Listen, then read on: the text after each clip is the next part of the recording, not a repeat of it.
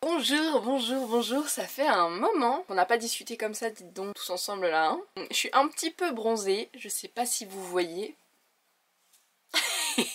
Je rentre tout juste du Maroc, pour ceux qui me suivent sur les réseaux sociaux. Vous avez suivi un petit peu mon expérience dans le désert du Sahara. C'était une expérience de dingue. J'ai même pas les mots pour décrire ça, c'était vraiment un tout, une leçon de vie aussi, incroyable. Waouh. Revenons un peu au basique, du coup. Là j'étais au Maroc, je suis rentrée lundi, on est dimanche, donc ça fait même pas une semaine. D'ailleurs je commence à être malade, changement de température, mon corps il est en mode non, on n'aime pas trop. Pourquoi j'étais au Maroc? Je faisais partie du staff du Marathon des Sables en tant que bénévole. Comment je suis arrivée là-bas? J'ai envoyé un mail, enfin non. J'ai pas envoyé un mail, j'ai répondu sur le site internet et j'ai répondu à un formulaire en mode j'aimerais être bénévole, voilà pourquoi je vous aime, voilà ce que ça m'apporterait, prenez-moi. Écoutez, ça a fonctionné. 4 mois après, ils m'ont recontacté et ils m'ont dit oui Ophélie, t'es toujours dispo et on a besoin de toi dans 2 mois au Maroc pour la 38e édition du Marathon des Sables. J'ai dit let's go, j'arrive en fait, super. Ça pouvait pas mieux tomber quoi, c'est exactement ce qu'il me fallait. Non vraiment je suis archi fière et archi heureuse de cette expérience, c'était un truc de ouf. Encore une fois, hein, je pense que je vais pas arrêter de répéter cette phrase. Mais parce que vraiment les gars, pour l'avoir vécu, et je pense que tu ne comprends pas si tu ne l'as pas vécu, t'es dans une bulle de... Ah une bulle de bienveillance, de dépassement de soi, avec des valeurs mais incroyables, où t'as des gens de tout âge, de tout horizon, de toute nationalité aussi. Les gens venaient du monde entier pour participer à cette course, et du coup ça crée tout un melting pot, mais autour du même centre de valeurs. J'ai beaucoup de mal à m'exprimer, ça va pas du tout. Mais vous captez, j'espère.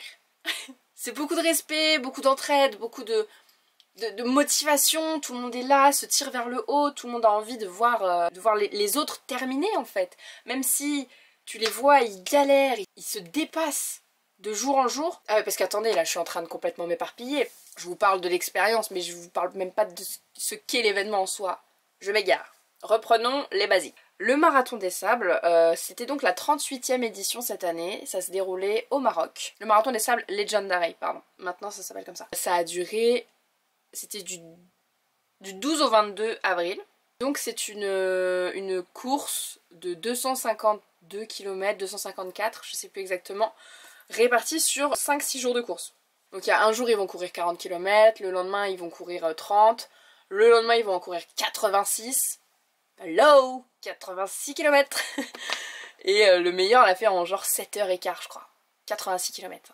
Des machines de guerre. Non mais vraiment, j'ai côtoyé que des machines de guerre pendant ces 10 jours qui m'ont paru durer des semaines, voire des mois, tellement les liens qui se créent entre les gens, alors que tu ne les connaissais pas il y a encore 2 semaines. C'est super fort quoi.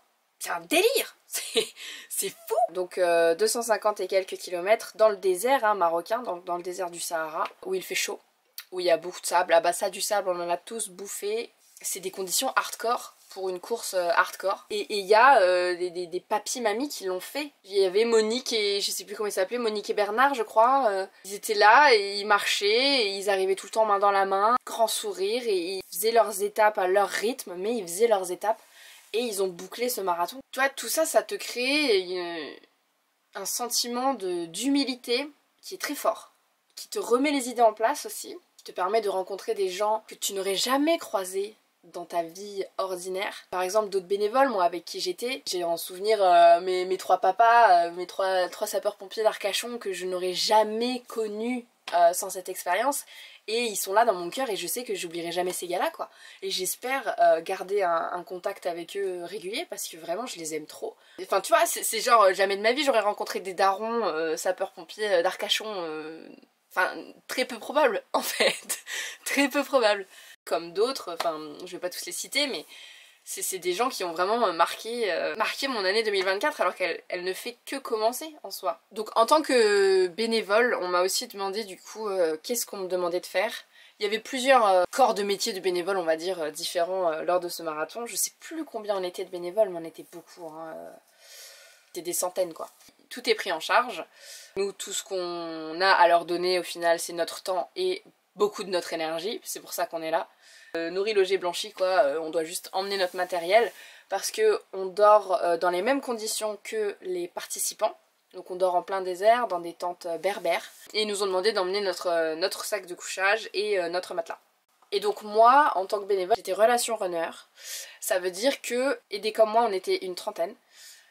Nous, on était là pour faire partie du quotidien des runners, des participants. On devait créer un vrai lien avec eux pour qu'ils aient tout le temps quelqu'un à qui parler, qui se sentent comme à la maison, que s'ils ont une question, ben, nous on est là pour y répondre, etc. Donc on était là du lever au coucher pour les participants. Ça nous faisait des nuits très courtes, 4-5 heures. Et on était également présents sur tous les checkpoints. Sur l'étape à 40 km, il y avait, je sais plus moi, 3 ou 4 checkpoints.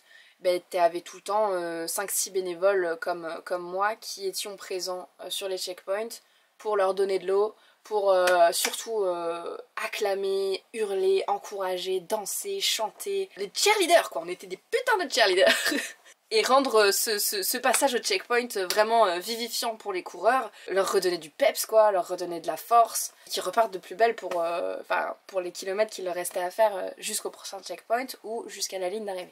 J'avoue que moi, quand on nous a annoncé les missions à faire et que surtout il fallait donner beaucoup d'énergie, il fallait sourire, il fallait discuter, chanter, danser, bref, être très tout le temps dans la joie, tout le temps dans l'énergie positive, j'avais peur de ça.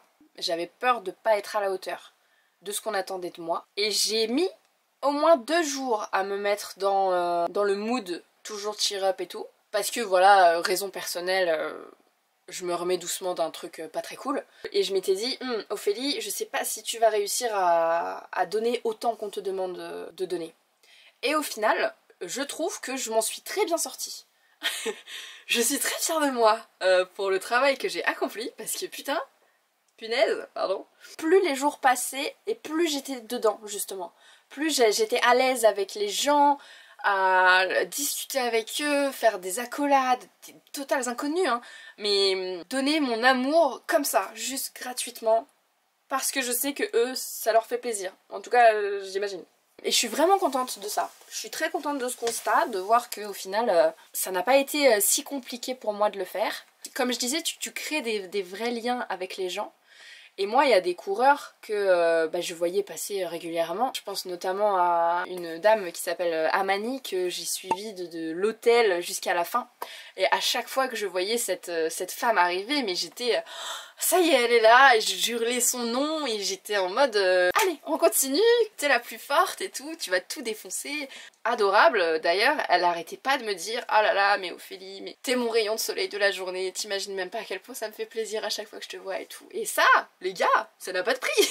Moi je suis personne, moi je fais rien, je te donne de l'eau, mais en soi je fais pas ce que toi t'es en train de faire, machine de guerre. Courir, marcher, peu importe, mais sous des 60 degrés, jour après jour, dans des conditions de vie du coup hard, hein, parce que du coup ils dormaient par terre, ils devaient tout porter sur leur dos, tout ce qui est matériel, bouffe, ils devaient tout porter pendant la course, ils n'avaient rien le droit de laisser dans les tentes, sinon ils avaient des pénalités.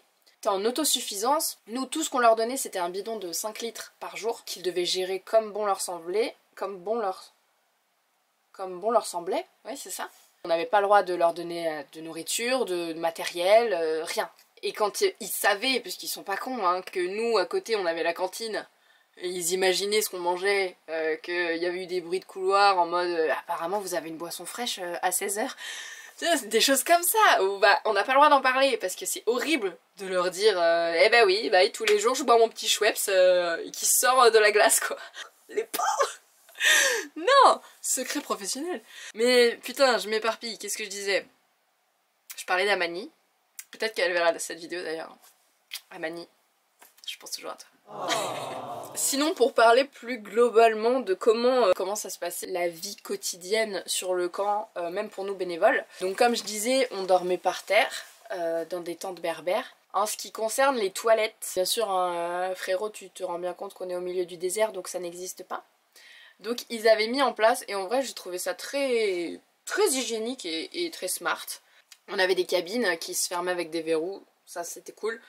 Mais voilà, c'était des cabines ouvertes, hein. Il y avait des assises de toilettes en plastique. On prenait notre petit sac biodégradable en entrant dans les toilettes, qu'on mettait autour, sur l'assise quoi. Tu t'assois, tu fais ton affaire dans le sac. Tu te relèves, tu fais attention que le sac ne tombe pas.